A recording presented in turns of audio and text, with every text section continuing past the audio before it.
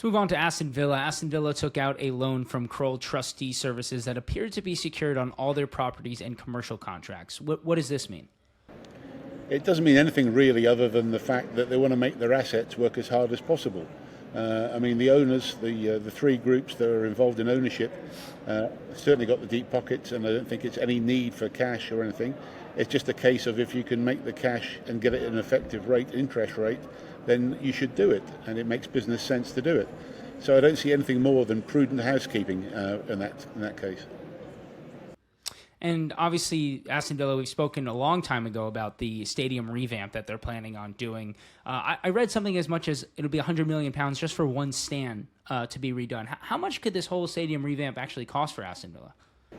Well, it would be around the 100 million mark for the north stand, which is certainly the one that in need of replacement. The problem would be, as well as the cost, obviously, if you're down to maybe a 36,000 capacity for the season while you're building a new stand, and the atmosphere as well around the big games is definitely damaging. So that's, it's got a high cost. The rest of the stadium refits are mainly about hospitality areas and different things, so there's no real major structural work to be done, as I understand it. There's still the hold-up, though, in the transportation issues, as I'm hearing that planning is still not in place for that, and there'll be work still to be done. But overall, look, Villa Park is one of the great old stadiums of British football, and I think a North Stand, is still not there. It's on hold at the moment, but it's not there in terms of getting started anytime soon. And we spoke about this maybe a month ago or so when they started to sign new contracts for John Duran and Morgan Rogers, but Aston Villa now winless in all competitions in 8 matches.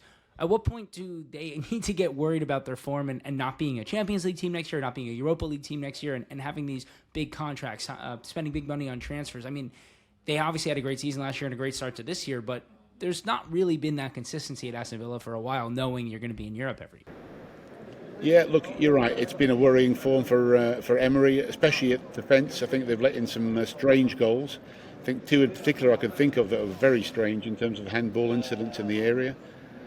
It is inconsistent, there's no doubt, but I think Villa and Emery are perfectly capable of turning this around.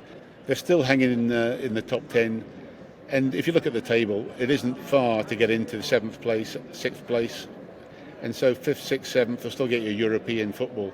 So I think they're going to be okay, and I do believe that Emery will get them through to a more consistent plan. But the defence is where I think I would be worried, as I'm sure most Villa fans are.